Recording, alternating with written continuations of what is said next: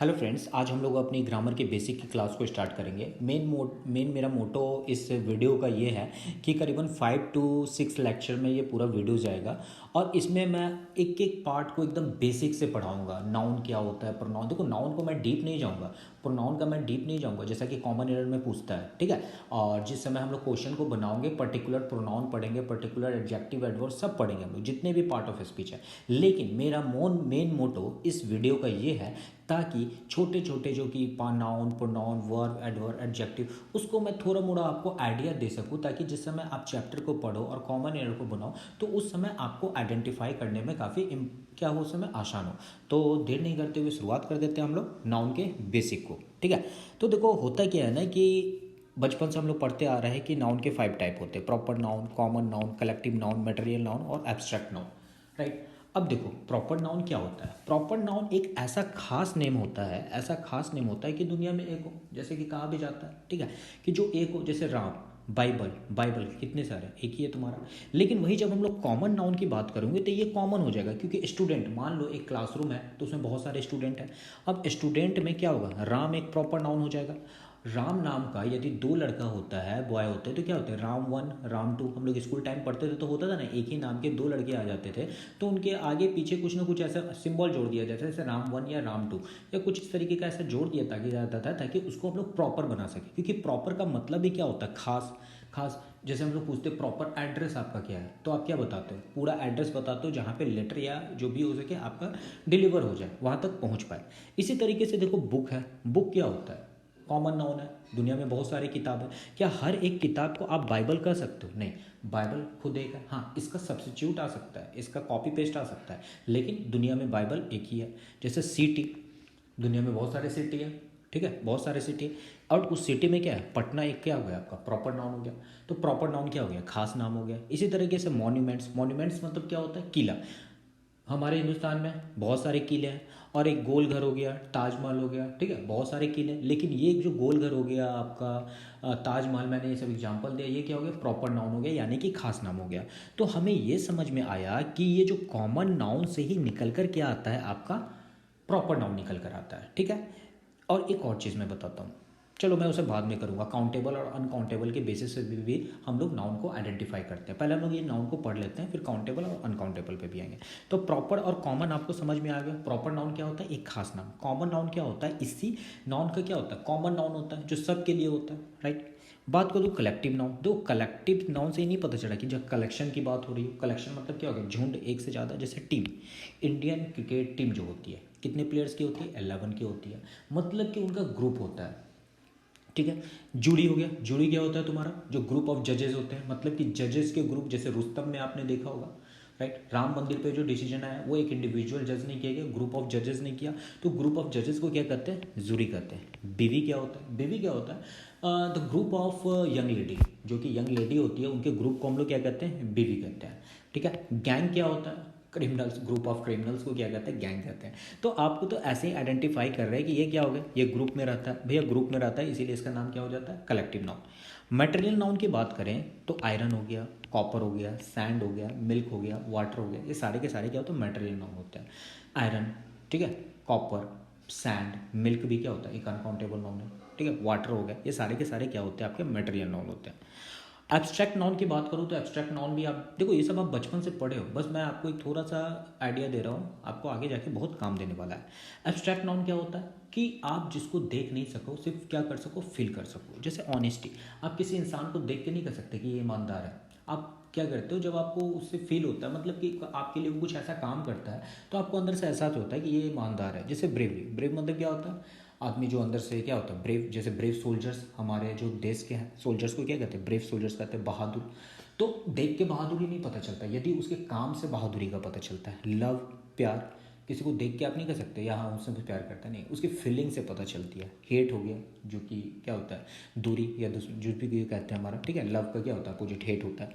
तो हमने क्या देखा है कि ये नाउन 5 टाइप के होते हैं: प्रॉपर, कॉमन, कलेक्टिव, मटेरियल और एब्स्ट्रैक्ट। और इसको क्या होगा, आपने समझने की कोशिश किया होगा। अब देखो है क्या, यदि मैं पूछूं इन पांचों में से कौन काउंटेबल नाउन है, कौन अनकाउंटेबल नाउन है, तो आप क्या बताओगे। तो इसको याद करने का छोटा सा सिंपल तरीका याद रखना। देखो कॉमन नाउन किससे शुरू हो रहा है? सी से। कलेक्टिव नाउन भी क्या हो रहा है? सी से। तो ये क्या हो गया आपका काउंटेबल नाउन, क्योंकि काउंटेबल नाउन भी क्या होता है? सी से शुरू होता है। ठीक है, सी से शुरू होता है। और ये बाकी बचे अनकाउंटेबल नाउन। देखो मैं UCN लिख दे रहा हूँ, इससे आप समझ लेना ये अनकाउंटेबल नाउन हो गया। यानी कि जो मेरा कॉमन नाउन और कलेक्टिव नाउन जो है वो सिर्फ काउंटेबल नाउन है, और इसके सिवा जितने भी बचे नाउन हो गए वो क्या हो गए? तुम्हारे अनकाउंटेबल नाउन हो गए। जैसे कि प्रॉपर, मटेरियल, एब्स्ट्रैक्ट। एक बच्चे ने ऐसे ही मेरे से सवाल पूछा था, सर आपने प्रॉपर नाउन को अनकाउंटेबल नाउन कैसे लिख दिया? क्यों? क्योंकि प्रॉपर तो एक ही होता है। जैसे राम है क्लास में, मैं तो इसे गिन सकता हूँ। बाइबल, मैं तो इसे गिन सकता हूँ। ठीक है, गोल घर, ये तो एक है, मैं गिन सकता हूँ। तो बिल्कुल सही था उसका कि ये तो गिन सकते हैं, तो इसे तो काउंटेबल में लिखना चाहिए।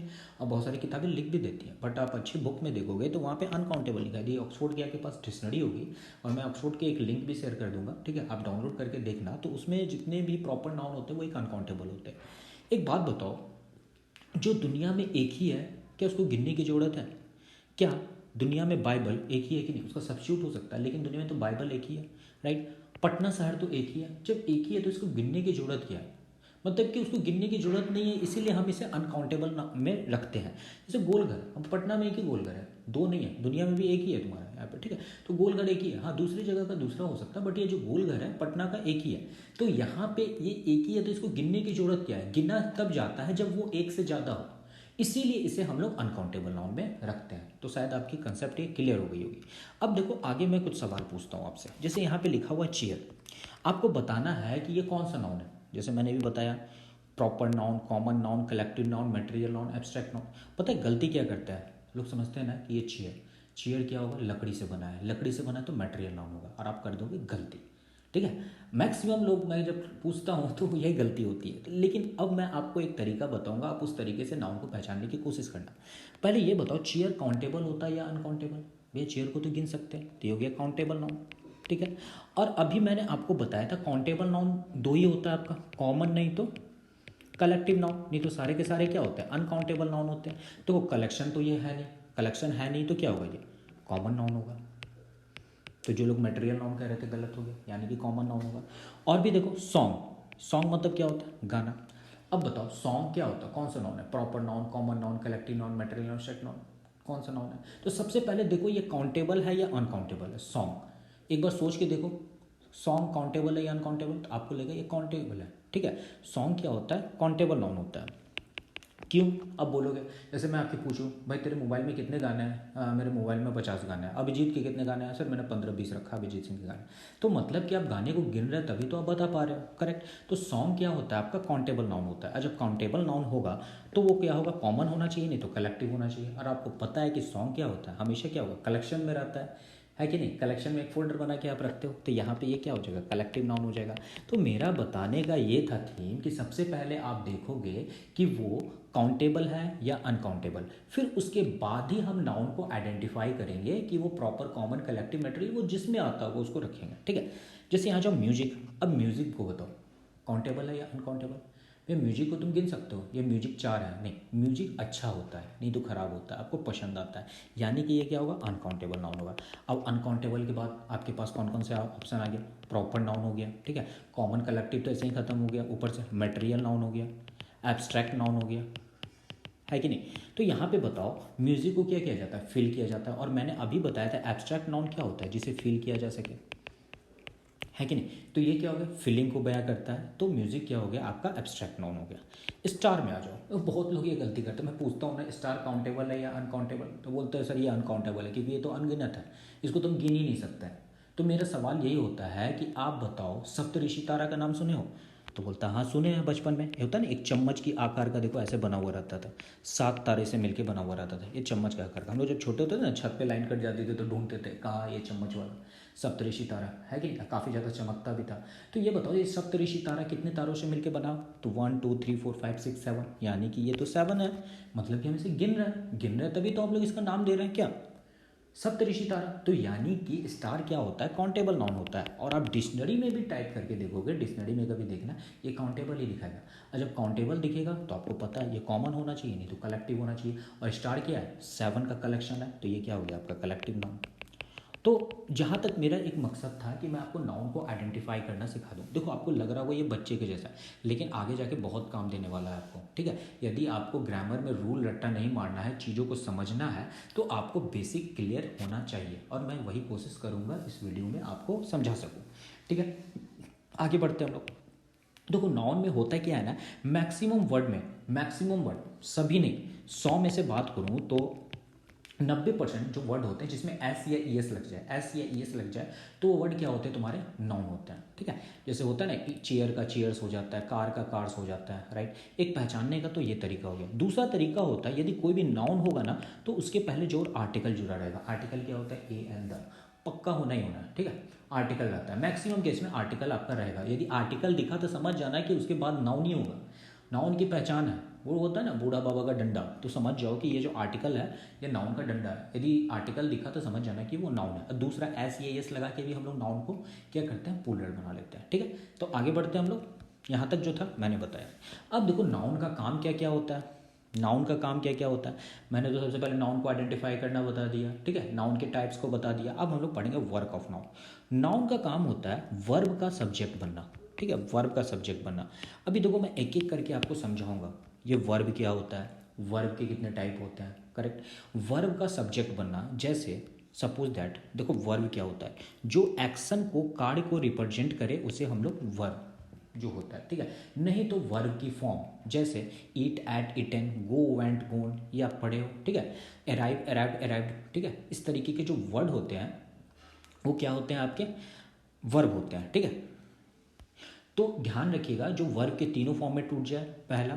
नहीं तो क्या, आपको मैंने बताया जो एक्शन को और कार्य को रिप्रेजेंट करे वो क्या कहलाता है, मेरा वर्ब कहलाता है। तो और एक और चीज़ आप ध्यान में रखना, यदि कोई सेंटेंस है आपका, एक सेंटेंस है, तो उसमें सब्जेक्ट और मेन वर्ब होना मैंडेटरी है। इसके बिना सेंटेंस अधूरा है। यदि सब्जेक्ट और मेन वर्ब आपको सेंटेंस में नहीं दिखा तो समझ जाना कि सेंटेंस में कुछ ना कुछ गड़बड़ है, राइट। तो मेन वर्ब की संख्या कितनी होती है, एक होती है। सब्जेक्ट की संख्या क्या होती है, एक होती है। हेल्पिंग वर्ब की बात करूँ तो वो 3 हो जाती है, ठीक है। ऑब्जेक्ट हो भी सकता है, नहीं भी हो सकता, सब एक एक करके आएंगे, सारे कंसेप्ट आपकी क्लियर हो जाएगी। तो सबसे पहले तो मेन वर्ब क्या होता है, जो वर्ब के तीनों फॉर्म V1, V2, V3, ठीक है, ईट, एट, इटन, गो, वेंट, गोन, जो मैंने आपको बताया, ये तो वर्ब चार्ट आपको याद करना पड़ेगा, और आसानी से आपको गूगल या कोई भी किताब आपके पास ग्रामर की होगी उसमें अवेलेबल रहता है, ठीक है। तो सब्जेक्ट क्या होता है, जो वर्ब का डूअर हो। क्या हो, वर्ब का डूअर, मतलब उस वर्ब को करने वाला। जैसे हम लिख रहे हैं राम ईट्स मैंगो, एक छोटा सा एग्जांपल लिखा, राम ईट्स मैंगो, राइट। तो ईट्स क्या है, यहाँ पे आपका मेन वर्ब है। बताओ खाने का काम कौन कर रहा है, राम कर रहा है। तो राम क्या होगा, इसका डूअर, यानी कि सब्जेक्ट होगा। डूअर मतलब होता है किसी काम को कोई करने वाला, मतलब कि खाने का काम कौन कर रहा है, राम कर रहा है। तो वर्ब का सब्जेक्ट बन के आता है, मतलब कि वर्क ऑफ नाउन क्या होता है, सब्जेक्ट बनकर आना, ऑब्जेक्ट बनकर आना।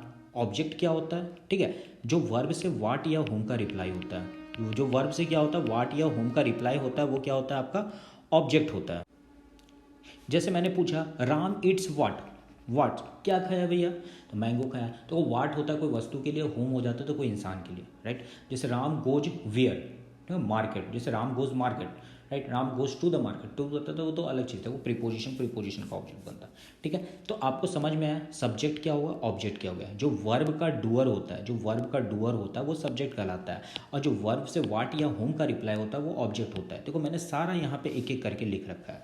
वर्ब पहचानना आपको मैंने बताया, जो एक्शन को, कार्य को रिप्रेजेंट करे, और नहीं तो जो वर्ब के तीनों फॉर्म में टूटने वाला हो, समझ जाओ क्या हो, तुम्हारा वर्ब है।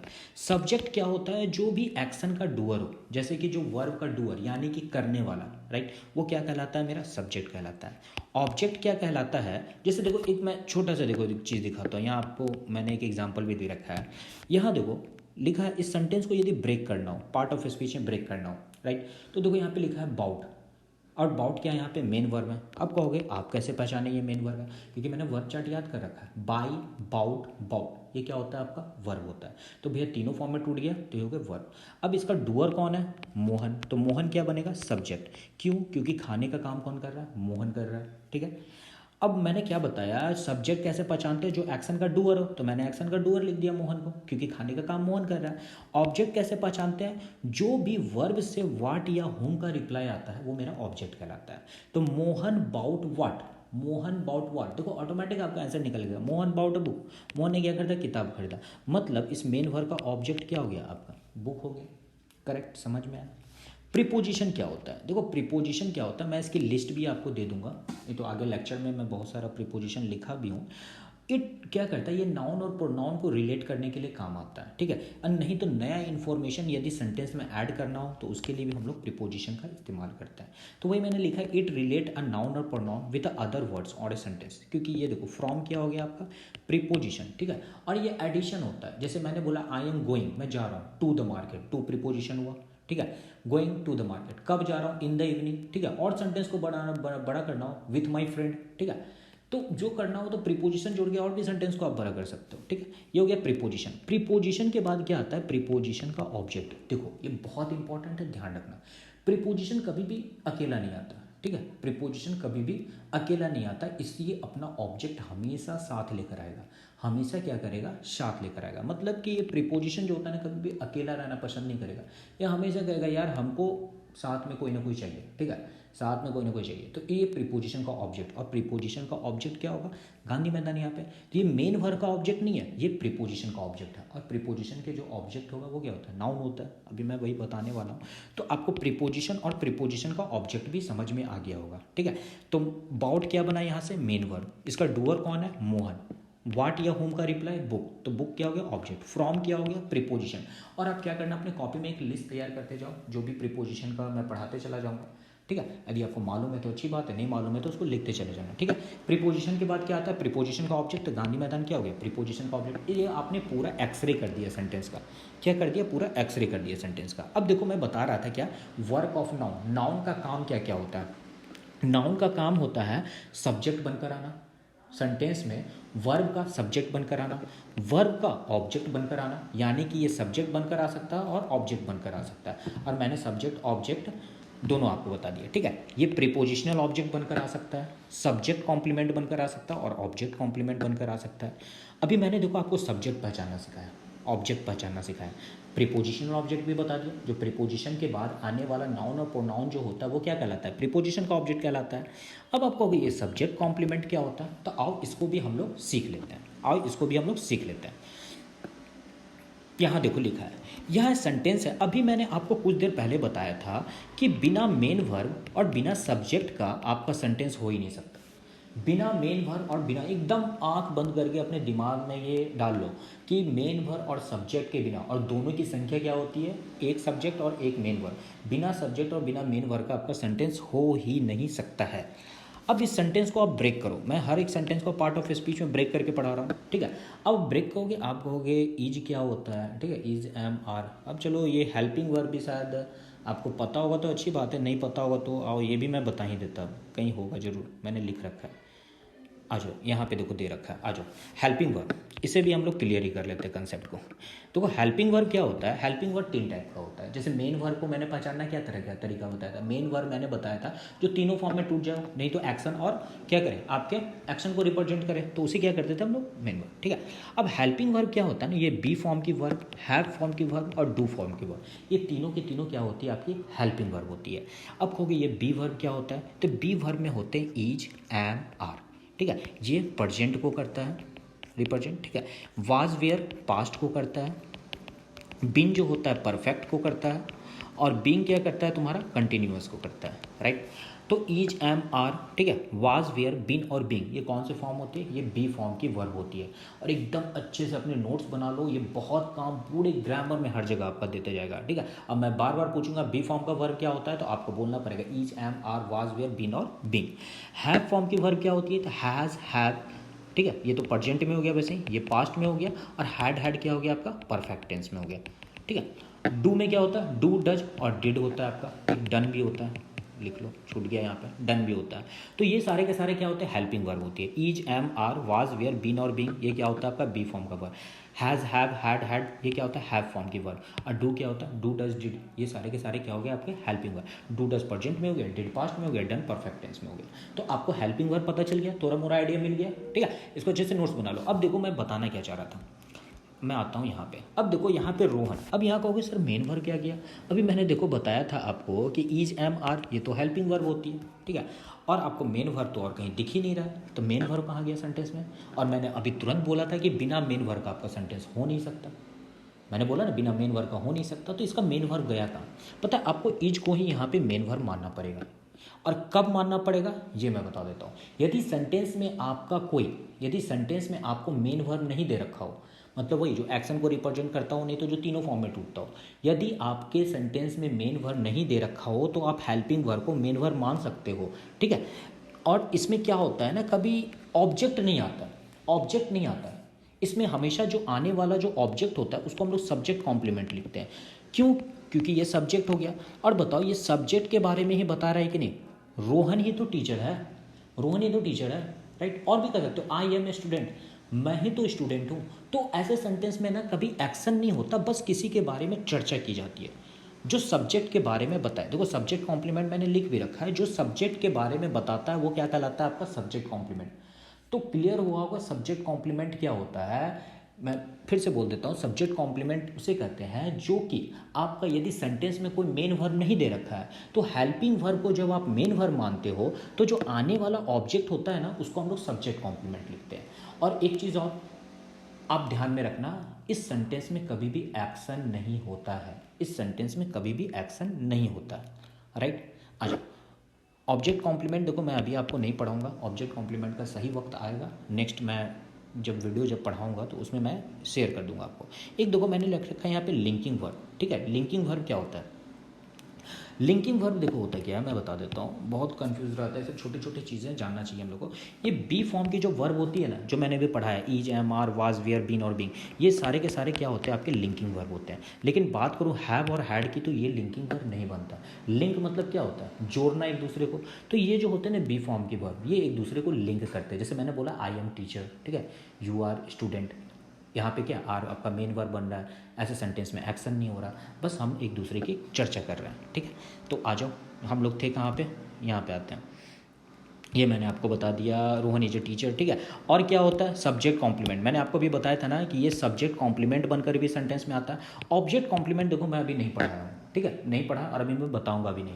आप बहुत कंफ्यूज हो जाओगे, वो सही समय आएगा, सही वक्त आएगा, मैं आपको बता दूंगा बिल्कुल, ठीक है। तो अभी यदि आपसे मैं पूछूं कि नाउन का काम क्या क्या होता है तो आप क्या बोलोगे? नाउन का काम होता है सब्जेक्ट बनना, ऑब्जेक्ट बनना, प्रीपोजिशनल ऑब्जेक्ट बनना, सब्जेक्ट कॉम्प्लीमेंट बनना और ऑब्जेक्ट कॉम्प्लीमेंट बनना।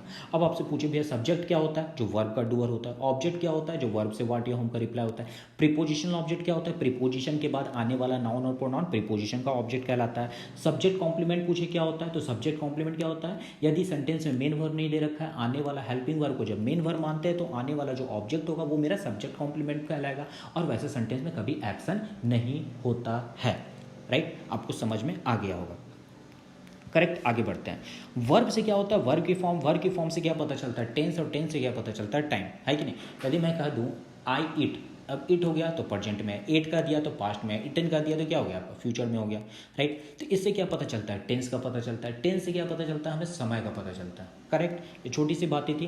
तो मैंने आपको नाउन पढ़ाया, नाउन के टाइप्स को पढ़ाया और नाउन के काम को बताया कि वर्क ऑफ नाउन होता क्या क्या। छोटे छोटे मैंने कंसेप्ट बताए, वर्ब को पहचानना, सब्जेक्ट को पहचानना, ऑब्जेक्ट को पहचानना, प्रीपोजिशन और प्रीपोजिशन ऑब्जेक्ट को भी पहचानना। सब्जेक्ट कॉम्प्लीमेंट भी मैंने आपको बता दिया, राइट, ठीक है। ऑब्जेक्ट कॉम्प्लीमेंट अभी मैंने आपको नहीं बताया। अब देखो यहाँ पे आपको एक छोटा सा दिख रहा है कुछ सेंटेंसेस, आपको क्या करना है? इसको ब्रेक करना है। ब्रेक करने का मतलब देखो क्या है, अभी मैंने बताया सबसे पहले आपको सेंटेंस को ब्रेक करना हो ना, सबसे पहले देखो इसमें मेन वर्ब क्या है। तो बाउट क्या है यहाँ पे? Main verb. Buy, bought, bought क्या बन गया? मेन वर्ब, ठीक है।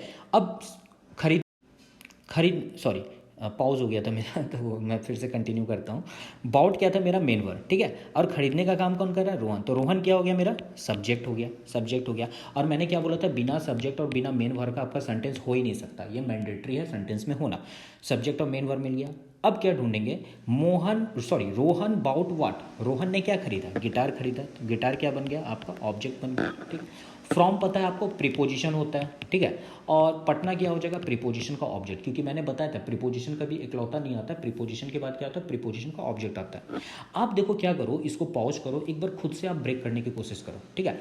तो मैं आप पॉज किए, मैं उम्मीद करता हूँ आपने पॉज करके इसको ब्रेक किया होगा, ठीक है। अब हम लोग मैच कर लेते हैं।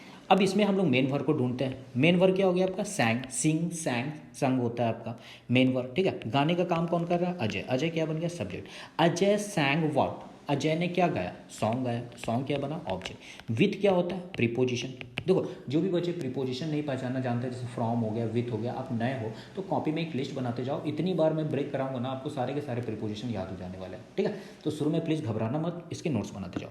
और मैंने अभी तुरंत बताया था प्रीपोजिशन कभी अकेला आता है, नहीं आता। प्रीपोजिशन के बाद हमेशा प्रीपोजिशन का ऑब्जेक्ट आता है, तो ये क्या हो गया, प्रीपोजिशन का ऑब्जेक्ट। ऐसे ही आ जाओ, स्कॉल्डेड। स्कॉल्डेड मतलब क्या होता है, डांटना, तो ये मेन वर्ब हो गया।